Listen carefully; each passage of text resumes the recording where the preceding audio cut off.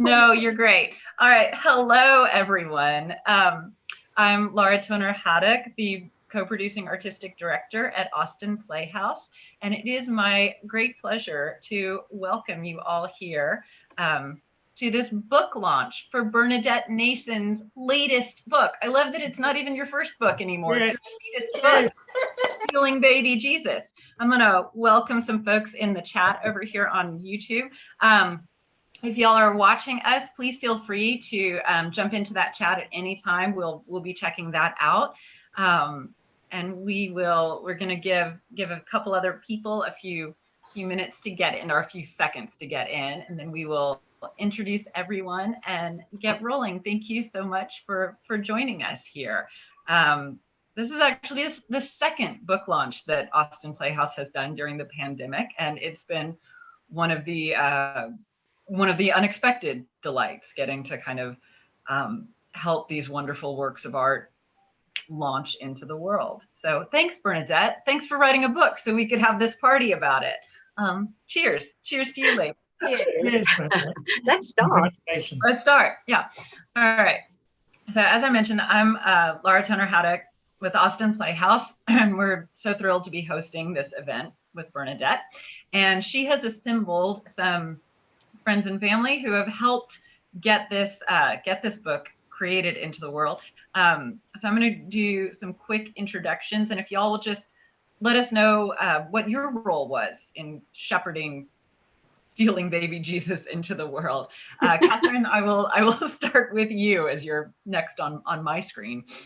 I had the absolutely delightful task of copy editing the final manuscript for Bernadette. It was a real pleasure, a real delight.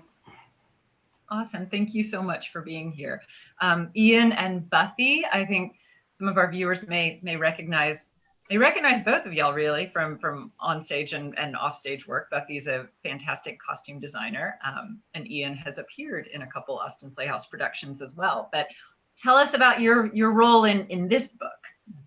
Well, I pre-read her book, and I did a few comments. Mostly it was grammar, and my grammar is not all that good. That's why you have a copy. So that's yeah, exactly. I found a few commas misplaced, and Catherine, that's about it. It was a delight. But I really enjoyed it. It was wonderful to be privileged to read a work in progress. It was really. Well, it's great to have friends who will tell you where those commas need to go. So yes. I think the best thing, it was a delight to read the manuscript, but what it really led to was sort of just fun sitting around the table, reminiscing as we shared our comments with Bernadette, and remembering how her memoir sort of stimulated our own memories of travels and Christmases spent in various parts of the world. So that was really the fun part of it.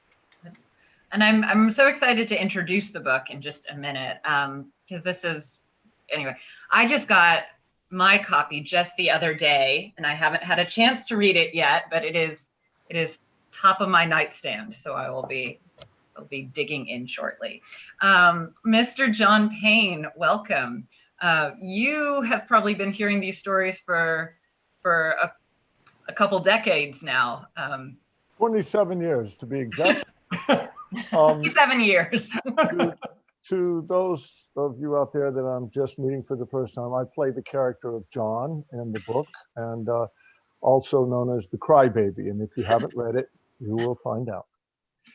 Spoilers. We're gonna spoiler discover all this. Sherry Colding, welcome.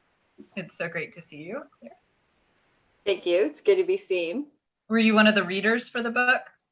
I was not. I'm excited. I haven't read it. I don't have my copy yet, but I'm looking forward to getting it. And I think my book club did a TNEEE as a book read when it came out, and I think we're probably going to do Stealing Baby Jesus in January.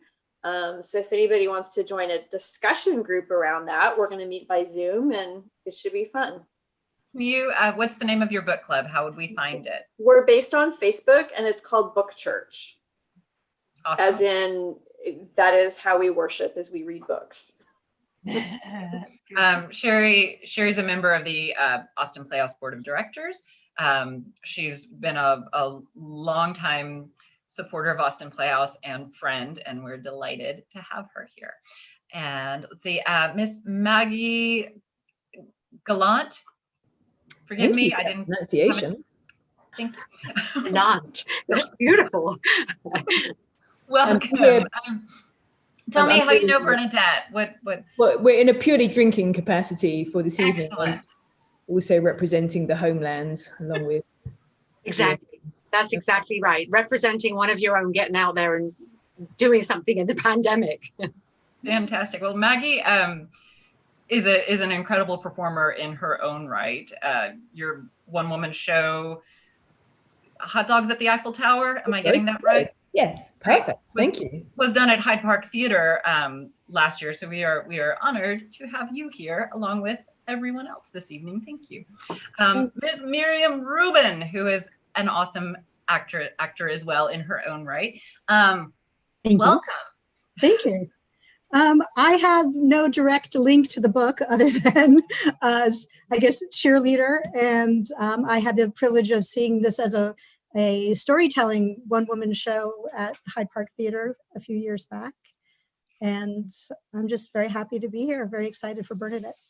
Well, that's a great segue. So Bernadette, I'm sure most of y'all seeing this right now know this, but if you check it out later, maybe some other folks are checking this out for the first time. Bernadette is a storyteller by trade, as well as a professional actor and writer.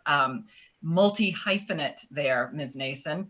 So you cross paths with people from a lot of different artistic walks out there. So there's some folks who've come to your stories from watching you as a storyteller, and some may just be introduced for the first time on the page. So, Right. So thank you. Yeah. So Bernadette, tell us about this story. What was the inspiration for it? Well, the inspiration was probably my sister sending me an article from the newspaper, from The Guardian. And she sent it with one of those exclamation points on a sticky note. And it said that Winchester, my hometown, was vying for the to win the title, the most Christmassy town in the UK. And I thought that was utter nonsense. So I called up my sister and I said, have you got any good memories about Winchester? And she said, not one.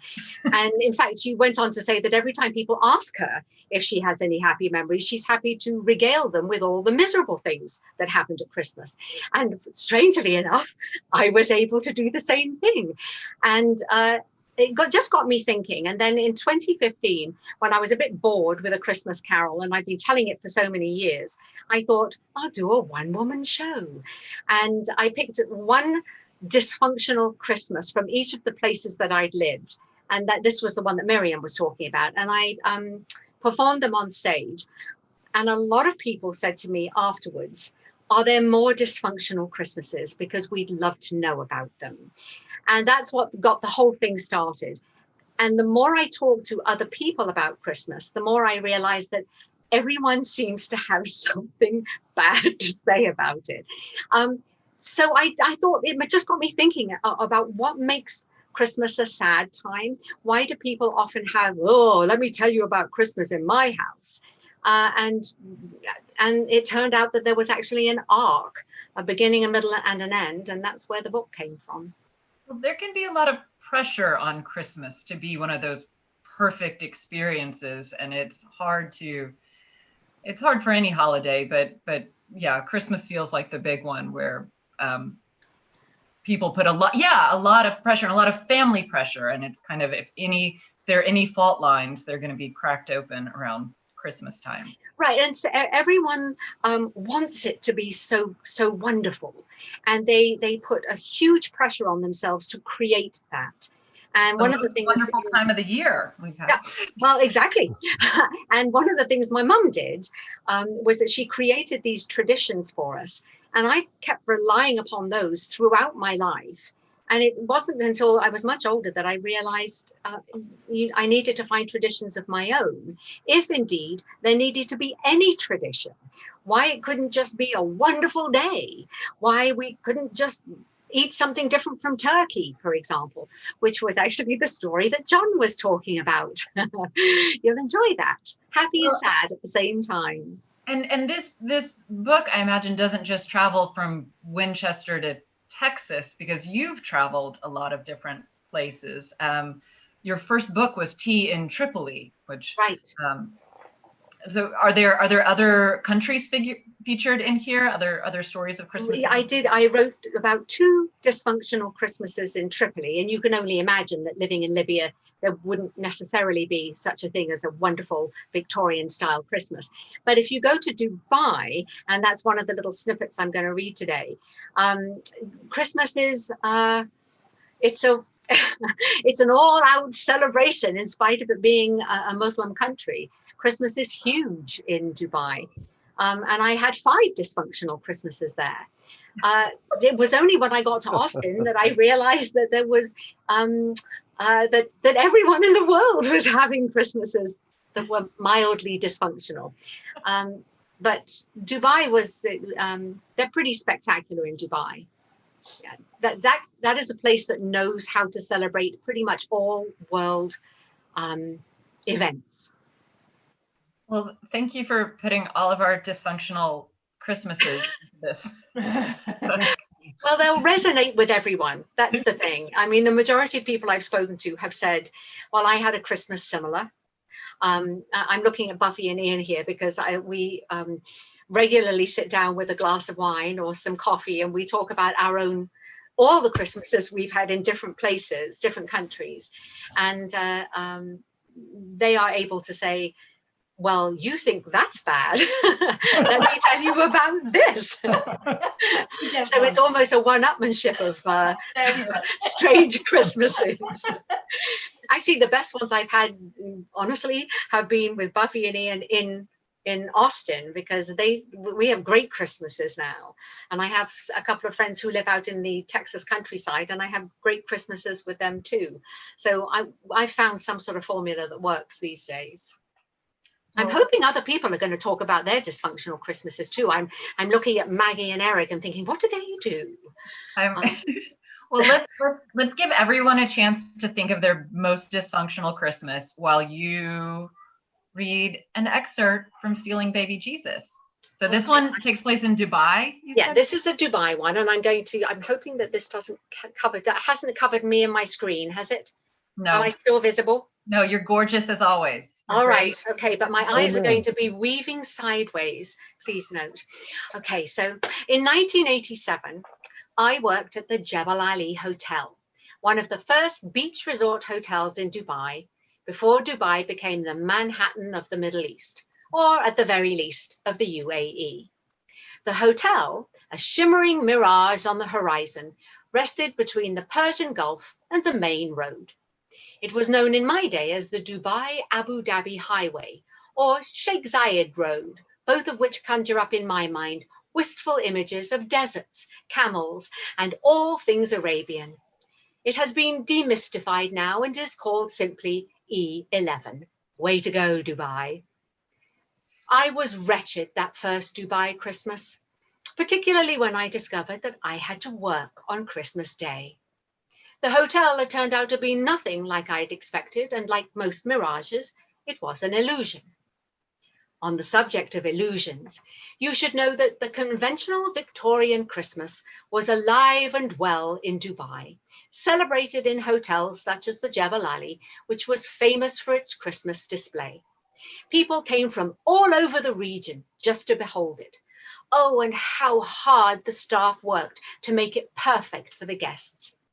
The lobby was, on an ordinary day, fabulously stunning, with golden elevator doors and sparkling tendril lighting. At Christmas time, it was splendiferous. There was a life-size replica of Santa's sleigh suspended precariously above the vast expanse of marble floor. There were Norwegian spruces with blinking lights surrounded by fake snow.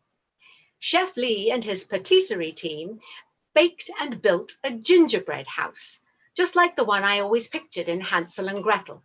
Children loved playing in it. "Can we eat it, Mummy?" they'd say. It was poisonous. And its scent permeated the entire place. If my recollection is correct, carolers dressed in full Victorian costume sang about the bleak midwinter, with sweat dripping down their faces and onto their woolen scarves and mittens. At the same time, outside the window, through the back doors, you could see youngsters splashing about in the swimming pool, their parents sipping pina coladas at the swim-up bar, half-naked sunbathers on lounges, coating themselves with copper tone, while palm trees swayed in the warm breezes of the Arabian Sea.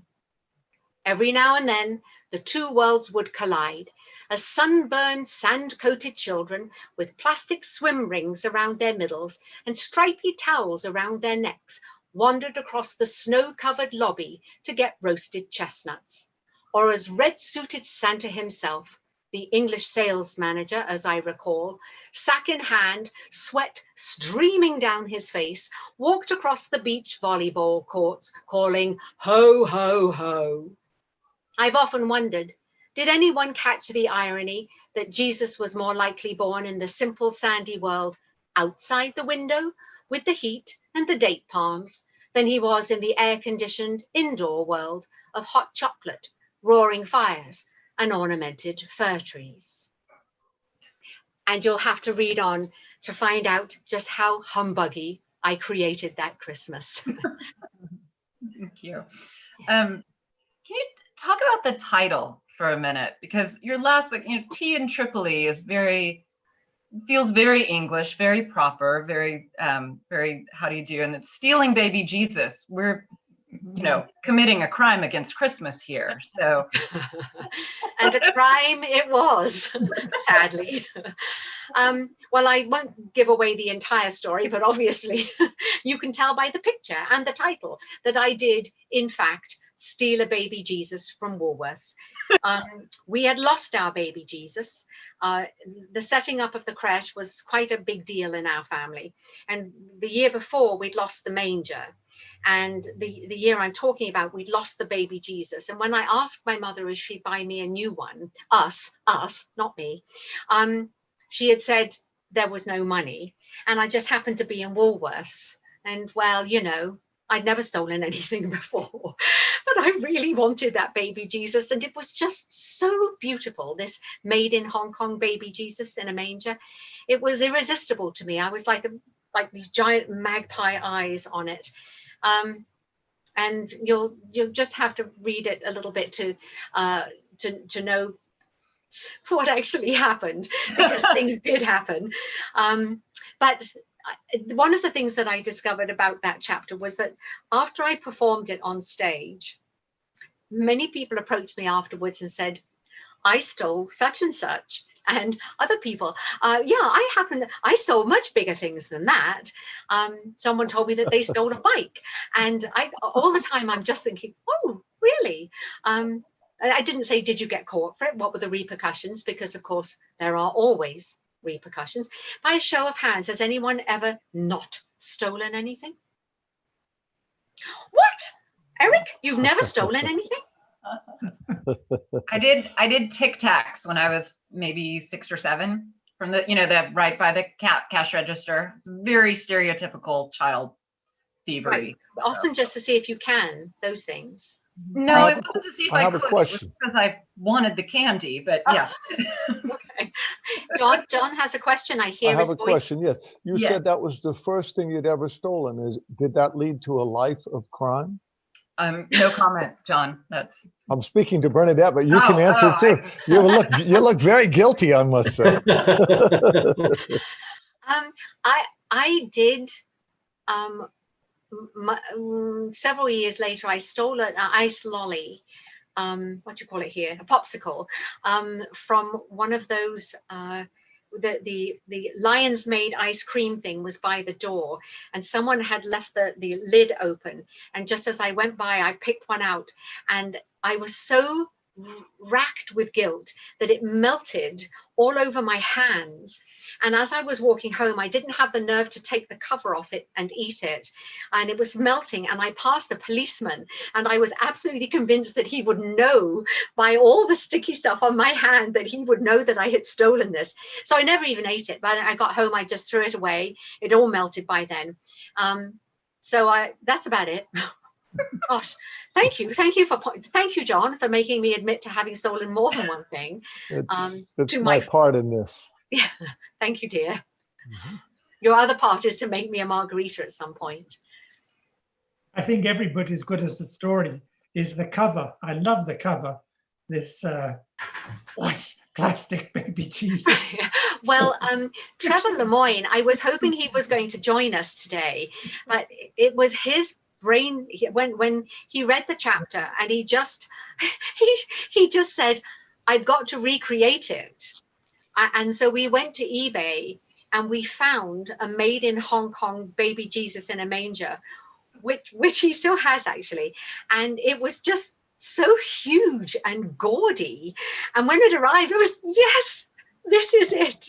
This is my baby Jesus in a manger. And he just allowed his imagination to go with that. And some people, we did some mock-ups of the cover, and some people thought it was a little too busy with the parents on it, but the majority of people liked the whole Holy Family. And now I'm actually rather glad that I kept it that way, because it just gives the cover some color. Thank you for pointing that out. But Trevor Lemoyne has a very, very powerful imagination. Yeah. But it also shows how ridiculously large the baby Jesus is compared to the adult. Absolutely. Part of your story. Right. Right. Incongruous. It's when everyone gets their creches out this year, I hope it's all right. It's all right. When everyone gets their creches out this year, I hope that you will look at the elegance of your Mary and your Joseph and your baby Jesus, because when you read the story, you'll see why things went so awry, or Ori, as I used to say as a child. Didn't you read that as Ori when you were little? Absolutely. Good, good. Yes, John, you too. And there's a word that I have put in the book that was especially for John and his family. It is the word, and I'm going to spell it for you, UNSHED.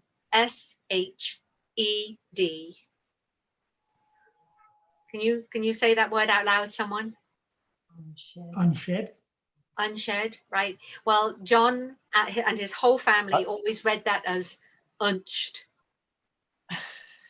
And so they said when someone had unched tears, they didn't know what unched tears were. And it was only when they grew older that they learned that they were unshed tears. So that word is in there. And when you find it, you'll know its connotation. It's especially for John's family.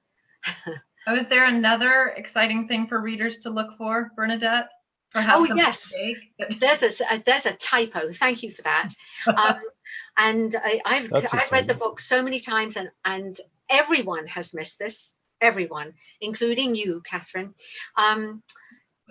John found it, and it is a typo, but it's also a grammatical thing, and it was because I changed the format of the sentence, and I didn't. So I'm going to give a prize anyway. If anyone emails me with the deliberate mistake, then I will give them a prize. It's Bernadette. Yeah. People in Persia, when they made beautiful hand-tied wool rugs, they always left one knot in the back untied as a way of honor. Oh, no, you froze, Catherine. We're building suspense.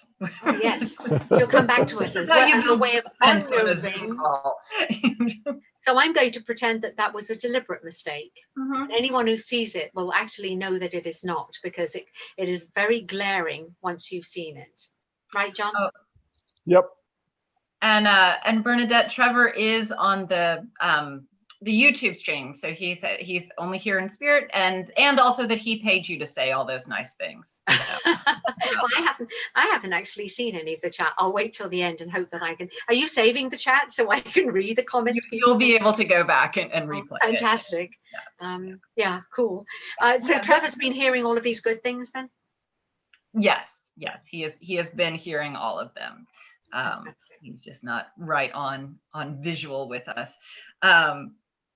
Yeah, I was trying to think as you were telling the story about my worst Christmas that I could share without incriminating close family. You know, it's a hard line, but I will say recently I had one that involved flat tires and ants and people not giving me wine when I needed it, and that was tough.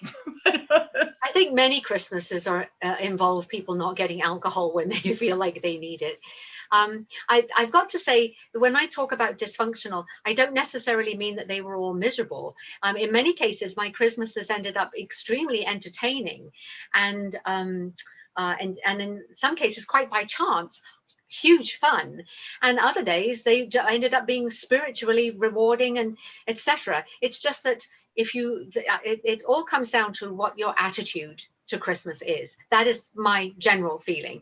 That, I mean, honestly, that's what the whole book leads you to. The fact that if you have a good feeling in your heart, and I can't help getting corny here, you're probably going to enjoy it. But if you set everything by whether the tree looks good and whether the right people turn up, the chances are you're going to be disappointed in some way. So there, John, there's the moral. I've got it in. So many things work that way. You know, our expectations can get in the way of actually enjoying the moment. And yeah. So, and I think if you have an idea that someone else's, the way someone else did it is the right way to do it, instead of trying to find your own way, I think that can also be a hindrance. And I want to make sure that everyone out there knows where they can get this book. So it's up on Amazon right now. So you can, Amazon search "Stealing Baby Jesus." You can get this in this physical copy format, but you can also get it for Kindle, right? Correct. So, and I think it will be available in other bookstores and booksellers, but right now that's probably the easiest way to get it. And it is already available in Book People.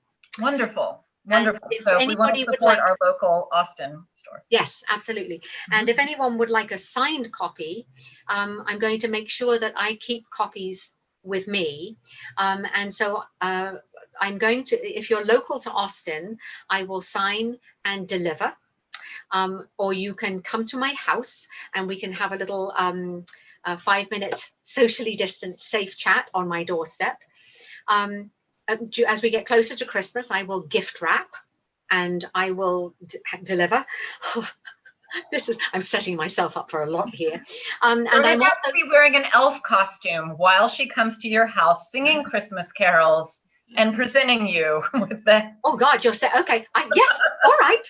I do have the green dress, and I do have the red and green. No, yeah, the red and white stripy tights, and I have got an elf hat. So I might even do that just for fun. In fact, maybe that will be one of those things. If you give money to charity, I'll do. I don't know. But I'm also making doing a homemade advent calendar, which I'm going to be giving as prizes for things during the course of December, and you'll just have to see how rubbish that is when the time comes. And Bernadette, don't forget Austin Public Library. Oh yes, and Austin Public Library is going to carry it. They've got 10 copies which they're going to distribute around Austin. Thank you, John. And Bernadette, if folks want to just keep up to date on everything you're doing, signing up for the newsletter on your website would be a good way to do that.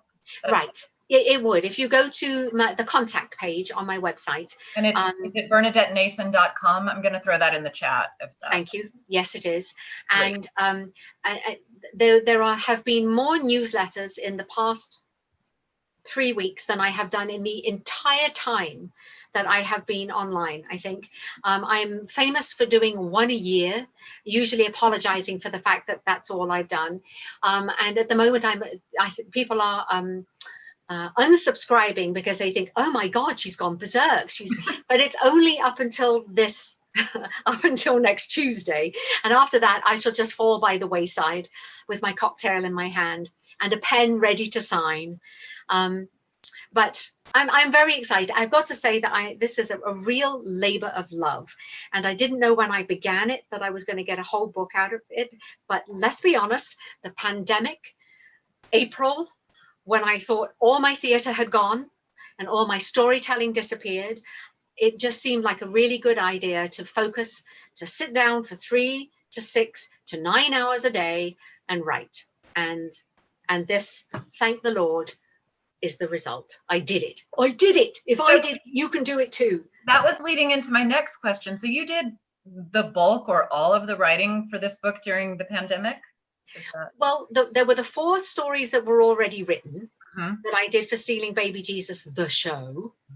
And then there were various other ones that I had kind of formatted and written a little bit of and maybe told at parties and stuff. And then there was okay, how do I build this into a book? And that's what I really got going with in April. And then when I got close to the end and it was content edited and dear Catherine did the proofreading, I had the advice that there were a couple of chapters that had to be there. Otherwise the book didn't really make sense. Or you'd read one line later and think, what? When? That doesn't make any. So then I had to write 2 more chapters right at the last moment, which is what makes this very exciting for people who have already read it, because there's fresh stuff in it, and you'll just have to read it. So we have a question in the YouTube chat about whether there's an Audible version of the book or whether that's in the planning. It is in the planning, but it won't be until next year because the Audible book is very, very, very expensive to produce. And frankly, I had to take the money out of my savings just to get this one up and running. So next year, I don't know whether we will be ourselves mixing. I don't know whether we'll be able to be without masks, etc. But I will re-release it. And the Audible book will be the thing that gives me the opportunity to re-release it. So that's a good question. And if it happens, when it happens, guess who's going to be doing it? Well, I hope you. That was the follow-up to the question that we hoped it would be you. So. I hope it will be me too. Yes. Wonderful. Unless I become so famous, they want Judi Dench's daughter to do it, with whom I am a friend on Twitter. Of whom I am a friend, I don't know. That's the red wine working right there. Lordy. He's friends with me on Twitter. So the only chapter of this book that I've read, you sent to me because it involves the first time we did A Christmas Carol at Austin Playhouse in our Larry L. King Theater space, which was our smaller space at our old Penn Field Theater. And I will say, you sent it and said, please let me know if I remembered anything incorrectly or got anything off. And I was like, you remember more about that than I did. So I'm just going to trust you that everything terrifying that you're describing actually happened. And yes, it probably did. And which is why I'm not a storyteller, just blocked it, just compartmentalize and forget. All the bits that didn't, okay, that didn't work. No. Well, I know I had said to you that one, I was hoping that I'd get to read a little bit of that one today. It was very hard to find a small piece of that to pull from the whole of the story. So I'm going to, because it's such a short story, that's actually one of the short chapters. I've decided to leave that one intact for people to read. I did find a little bit about my coming to Texas and my very first confrontation with Texas decorations. And I hope you won't be offended if I do that little bit instead of the, you might be relieved that I'm not going to be saying your name over and over again. No, I am not offended, and I'm delighted people can discover that. And I will, however, still segue into the fact that there is a story about Christmas Carol in here, and your first time doing this one-woman show, and we're going to be filming you doing A Christmas Carol on Thursday, actually, and doing some streaming of that as an Austin Playhouse production in the middle of December. So we hope. And Lara and I just had our first socially distanced rehearsal for that. And it was amazing because it was very hot outside and the light streaming through the windows. And I'm still sitting there crying as Mrs. Cratchit, which was very odd, altogether very odd. But I'm greatly looking forward to filming that next Thursday, and so excited for people to get to see it again with Austin Playhouse. Yeah. Well, please read this excerpt, and I'm excited to hear something that I haven't read before. So. And this is a very little piece just about coming to Texas. Have I covered my face up with that? No. Yeah, I'm still visible? You're visible. Okay, cool. Great. Okay, so this is a little bit about coming to Texas and my very first Christmas here. After extending my Texas visit, I'd made friends with a charming group of Austinites. One of them, let's call her Katie, had welcomed me to Thanksgiving dinner with her family in North Austin. As Christmas approached, I was again invited to spend the day with them. Apparently, I hadn't disgraced myself too horribly at the Thanksgiving football game by getting lost on the way back from the restrooms just as the game ended and 75,000 people filed out of Texas Memorial Stadium.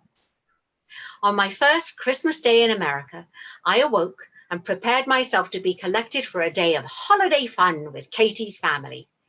My housemate was with her clan in Houston, so before I left, I fed her dog and 4 cats. It was unseasonably warm and humid, and I dressed accordingly.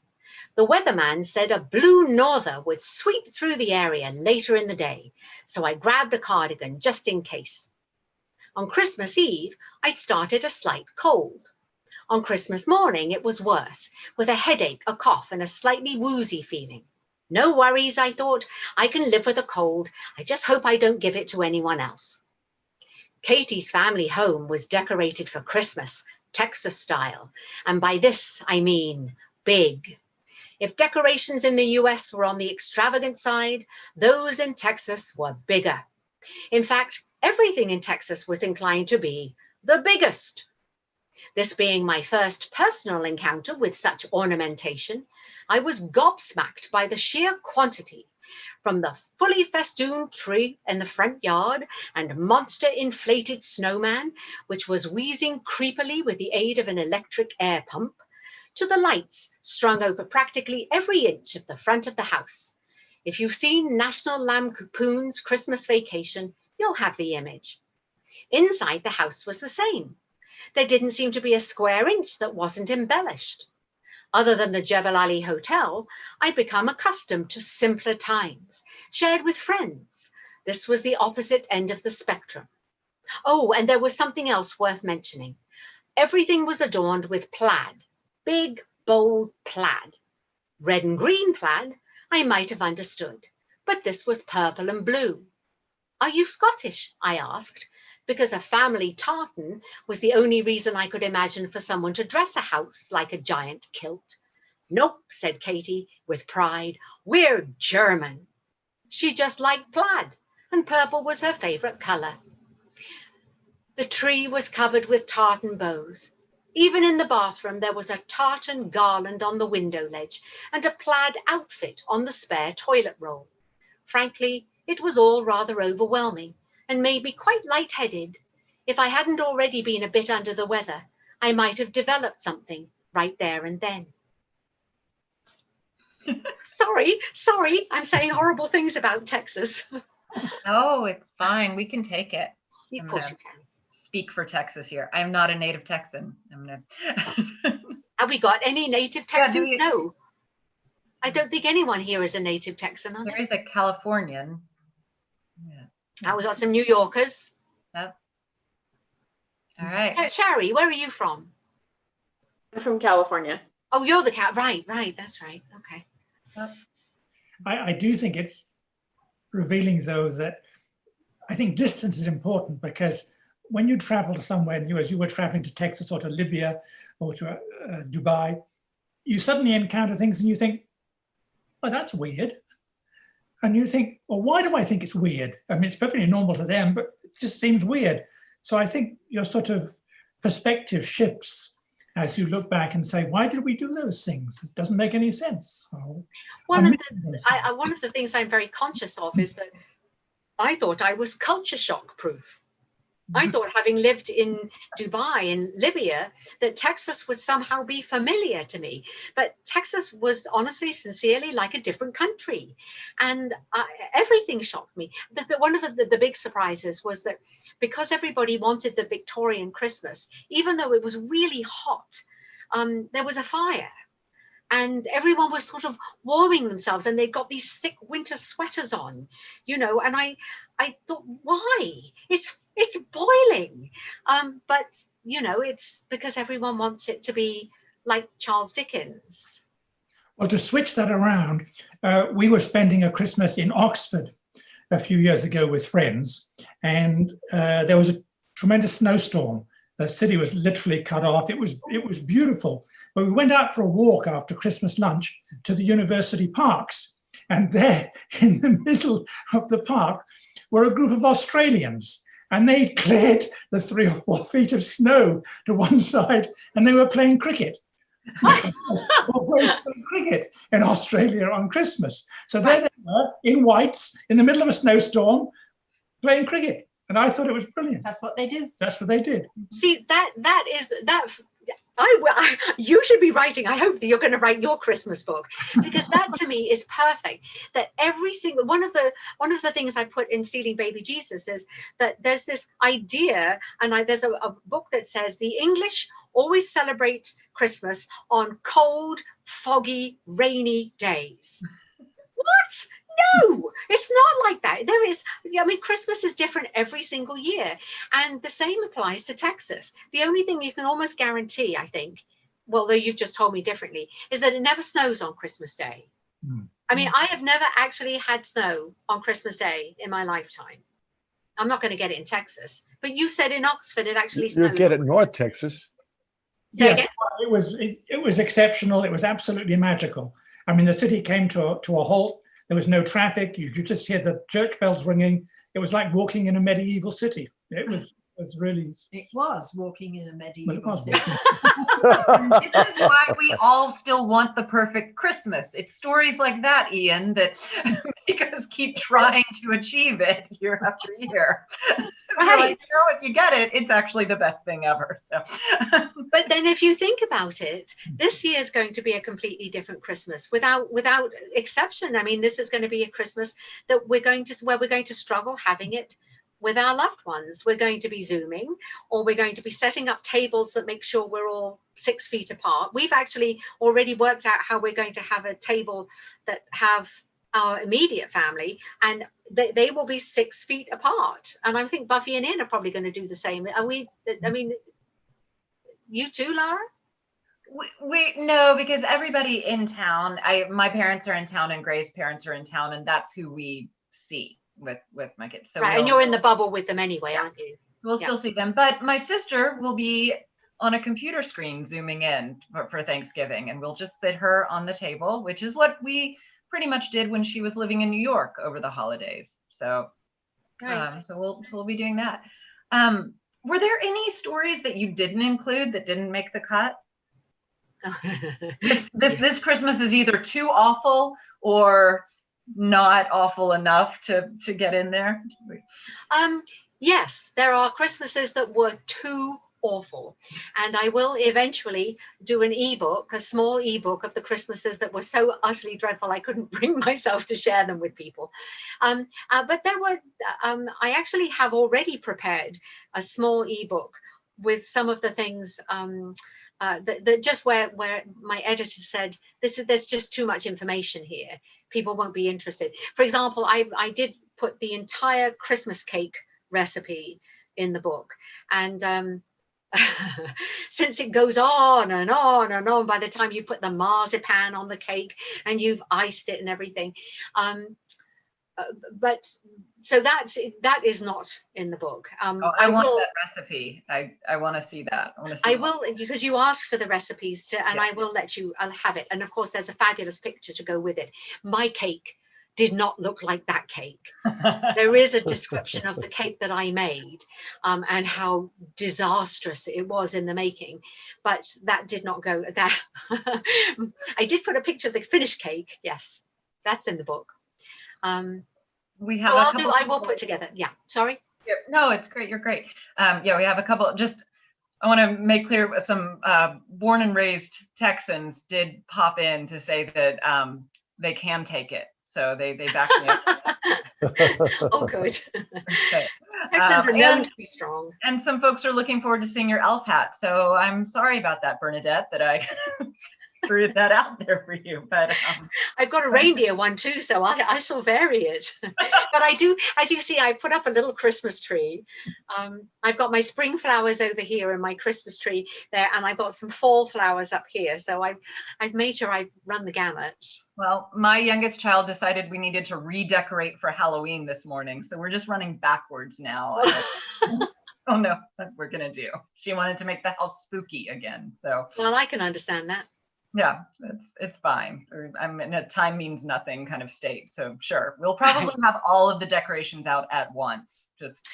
And I will tell you that there's a lady down the street from us who has no children, and she decorated the entire yard for Halloween.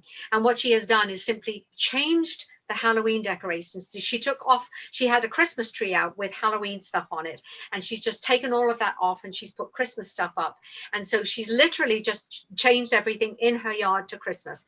And no children, she said she does it for herself. And we haven't even had Thanksgiving yet. I'm getting anecdotal, but a lot of my social media friends seem to be just running straight into Christmas. We're just gonna, yeah, we're just gonna do it. Maggie, you're nodding. You've got that as well. Yeah. And actually, I can't see a reason not to this year. No. Our neighborhood has become a big walking neighborhood, and everyone's up and down with their kids all the time. And anything that's going to make it brighter, that's what I think right now. So I'm just going to entwine my Christmas lights around my Halloween lights. And which are still up. Pardon? Which are still up. Which are still up. Lights, and yeah, why not? I think that's the way to go. We've got the tree out, or it is going up this year. Normally we don't do much, you see, but I'm actually, why not this year? I'm all about finding ways to celebrate. Well, and we're all home a little more to enjoy it, so yeah, might as well. More time. Yeah. That's great. If anybody's on the chat, I'm checking that out over on YouTube. And so if you want to throw any questions for Bernadette out there, that's great. We will put her on the spot. Does anyone here in our Zoom room have anything that any burning questions? And it can be about anything. Just gonna throw it out there. It doesn't even have to be about stealing baby Jesus, which is available to order on Amazon right now. And I should mention that up until midnight, Tea in Tripoli is free on Kindle. Oh, that is great. That's great to know. It's been free for 3 days, and it's been the #1 bestseller of free books, and the #1 bestseller in biography and North African travel. And we all know that there are only 5 books altogether in North African travel, so I'm just currently beating the other 4. Barack Obama is #1 in the for sale books, and I'm #1 in the free books. So I'm going to say, why don't you make me #1 in the for sale books? So Barack and I will actually have something in common. Yeah, I'm going to do a post on that tomorrow, I think. All right. Well, we do have a good question. I know you were just launching this one, but are you working on your 3rd book? Oh God, yes, I am. I've got several that I'm working on, and the one that everybody wants is Dinner in Dubai, and that's what everyone keeps asking me for. I thought you had written it already. It's half written, Laura. It's half written, and it's formed. It's got its basic arc, but anyone who knows me knows that that's where I had my downfall in life, and the end of the book is just wonderful. It all just ends up being this magical time where I move to America and life starts all over again.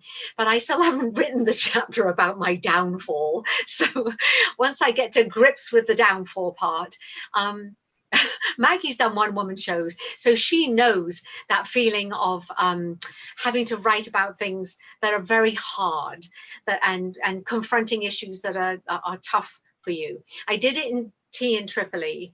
I didn't really confront any issues in Stealing Baby Jesus. That was actually mostly a joy. Couple of pretty sad chapters that were tough. But Dinner in Dubai is probably going to be next. I've got already in mind the book about theatre in Austin, which is the arc of my life in the theatre. But there are a lot of people out there who are dreading that because they're afraid I'm going to say horrible things about them. Posthumous publication. Yeah, so I'm not going to say I'm way beyond the point of using a memoir to get my revenge on people. This mostly is going to be a nice thing. And I've got a novel that I've been writing too. So yes, the answer is yes. I just don't know which one it's going to be yet. We've got one other question just popped up. Do you have I know we're seeing some of your holiday decorations behind you right now. Do you have one that's your favorite and why? What holiday decoration? Holiday decoration. Yeah, something that you bring out every year and this kind of makes it feel like the season for you. Well, all of a sudden I'm thrown back to my mother having she's got a Christmas tree like this with lights on it and everything, and she would just go under the stairs and drag out this tree and plug it in and shove it in the window. And that's it. She said, I've done it. That's my Christmas decoration. She got better as the years went by. She just, yeah, for a long time she didn't like Christmas, a little like me. I actually like the wreath that I have, that I put on my front door. I really, really like that wreath, and I will put that up early. I'll put that up at the beginning of December, because to me it's almost like a welcome symbol. It's welcome to a season of joy. And I have 4 candles that I put in the window, and when it gets dark, I light those each night, and you can see those. And again, it's all about welcome. That's a bit like Hanukkah, actually. I realize it's just about light in the dark. So that's a good question, actually. I've got a Dalek. That's a Doctor Who ornament that's almost as big as my tree. So this year we're going to put up the big tree so that the Dalek ornament doesn't look quite so huge. We have a small Dalek ornament. Well, this one's about this big, and if you put it on this tree, it's the only thing I would be able to put on it. But it's reminiscent of the baby Jesus, actually. Maybe I should get a baby Jesus this big and put that on that tree, and then it'll all make sense. It'll all come full circle. Well, I will say one of the things I loved reading about, and we're almost done with our happy hour celebration launch party, but was reading about how performing Christmas Carol kind of made you appreciate the season a little more than you had reading that story, and that you actually read Christmas Carol every year. I've been reading every year since I was 10. Mm-hmm. My mother gave me her copy for the one that she had when she was 10. And so I read that, and what it would do is just get me in the mood. And it got me in the mood wherever I was, whether I was on a rooftop in Tripoli or the beach in Dubai, or on my own here in Texas. I think it is the true Christmas story, a story of redemption, a story of light in the darkness, a story of finding your heart. And I think Ebenezer Scrooge kind of embodies that. How can you be kind all the time? And so the first time we did it in 2009, I can remember looking out at the audience on that opening night and thinking, oh God, everyone's crying, and everyone's so crying with happiness. People were just really moved, and I don't put it down to me. I put it down to this fabulous story. I think it is the best Christmas story. So if you've never read it and you don't want to,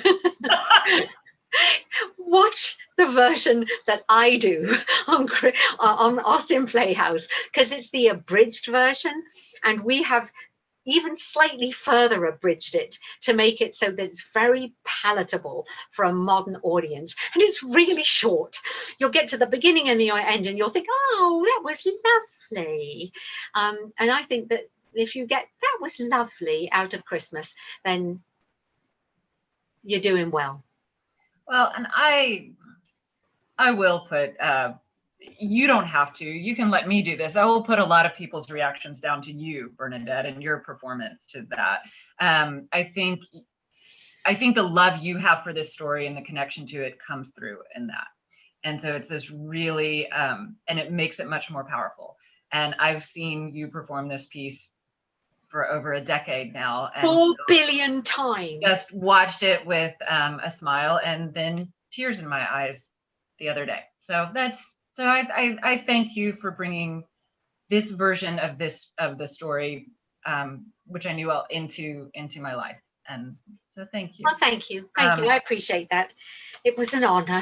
It was an honor to share it with you. We, again, we're here to celebrate this book, Stealing Baby Jesus, Bernadette's second book to go out into the world. Another memoir collection of stories about Christmases past, some comical, some a little more heartfelt, and to just remember that supporting books like this, supporting authors in this time, supporting your local bookstore, book people, is kind of more important than ever. So we thank all of you so much for being here, for sharing this evening. And Bernadette, thank you for sharing these stories with us all.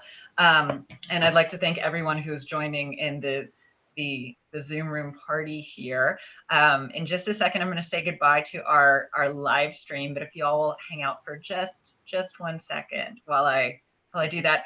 Thank you all so much. Again, I'm Laura from Austin Playhouse. You can catch Stealing Baby Jesus at Amazon or Book People. There's Kindle version available, and Bernadette will dress up in an elf costume and deliver it to your house if you live locally.